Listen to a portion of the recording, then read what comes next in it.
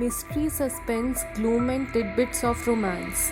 These are some of the elements that make an absorbing piece of Gothic fiction, and The Woman in White comes with all these elements packed eloquently in a thrilling storyline. Set between a period of 1840 to 1850, the novel is usually regarded as a sensation novel, but it is also epistolary, meaning it is written in the form of letter style narratives. The novel introduces the story with a character named Walter Hartwright, who is a drawing teacher in London. With the reference of an Italian friend, he joins a job in Cumberland's Limmeridge House as a drawing teacher. One day before he joins his job, he goes on a walk on the London streets. It is a misty night, all is dark. Suddenly, a hand lightly pats on his shoulder. He turns around to find the woman in white. She is dressed in a white gown from head to toe. He helps her get into a cab and go where she needs to go, but later on discovers that the woman had escaped from a mental asylum. During this time, she had told him that she was once associated with late Mrs. Fairley, the woman who was the mistress of the Limmeridge house, whose daughters he was going to teach.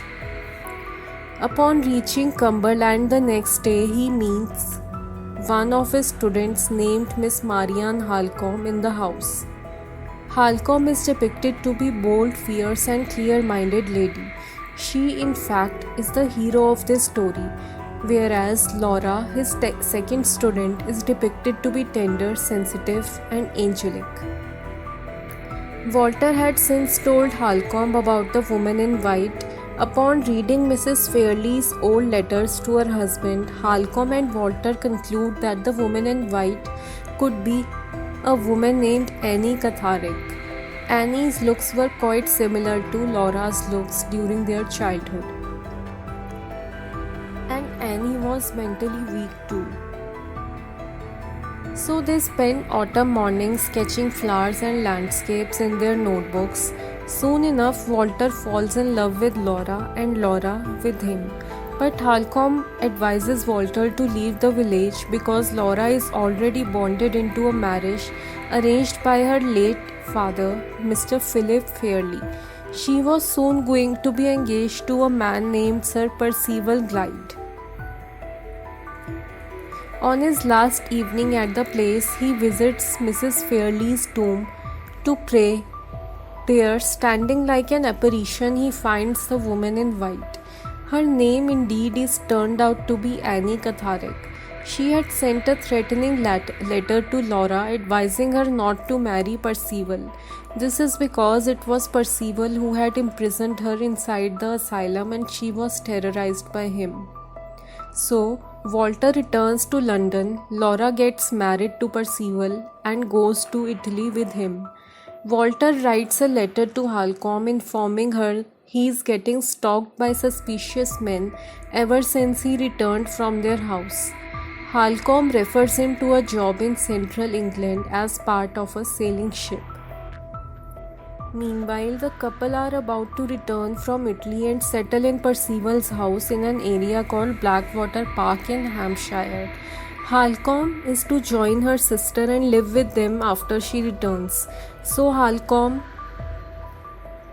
reaches Blackwater Park and through a servant comes to know that Mrs. Cathartic, Annie's mother, visited the house the previous day.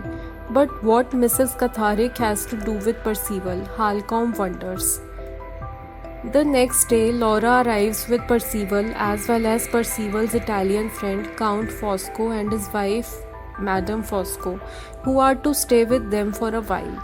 Halcombe's sharp instincts tell her that Count is both charming and cunning. Soon enough, harrowing events start taking place. Once Laura goes for a walk and she stumbles upon the woman in white who says she knows a secret of Percival that she will tell her in the next meeting. Laura is puzzled.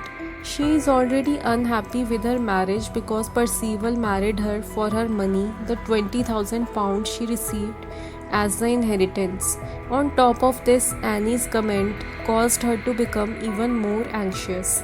Halcombe senses something fishy going on and stalks Percival and Count by listening to their conversations. She becomes certain that Percival married Laura for her money and Count has his share too.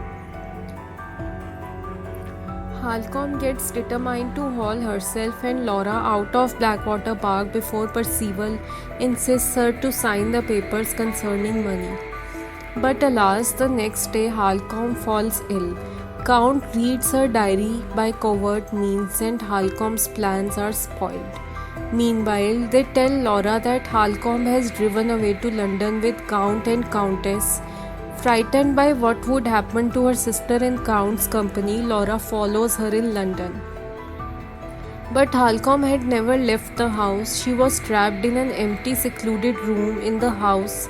This was all a part of Count's plan, who wanted to separate the two sisters.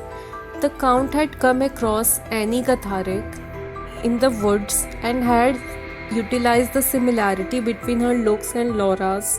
He had made a foolproof plan. As Laura arrived in London, Count drugged her and got her clothes changed to Annie's clothes, while Annie's clothes were changed to Laura's. Suddenly, Annie died of a heart attack. Count had an opportunity. He got a death certificate made of Laura's death using Annie's similar looks with Laura. Laura is declared dead with the body of Annie, while the real Laura is sent to asylum on the account of being mad because she declares herself as Laura. Luckily, one day Halcombe visits the asylum and recognizes her sister. She brings her back home. However, to their utter misery, no one recognizes Laura anymore, as she has grown paler as Annie was. Meanwhile, after returning from his sailing job, Walter comes to know of Laura's death. He visits Laura's tomb and there two women step in front of him, Halcombe and Laura. He hears the entire story and makes it a mission to restore Laura's identity and get the culprits caught by the authorities. Later on, he discovers that Percival's identity was a fraud. He was a mere pauper and no baronet, as he had told everyone. But at that very moment, Percival passes away by burning in the fire of a room in the church where he was visiting to destroy a marriage register that revealed his identity. Percival dies. Count confesses his crime as Walter comes to know of his secret too. Count was actually a spy from Italy's secret society and he had betrayed the rules of the community, which could mean death for him. So both Percival and Count are out of his way, justice is deemed, Laura's identity is proved, and the story wraps up with a happy ending as the baby of Laura and Walter becomes the heir of Limerick. The book is a long read but rewarding in the end. Characters are crisply drawn and the settings are well crafted. The plot oozes with the scent of Victorian era, flowery romance, mystery and suspense, and the novel is gripping till the very end. Thank you.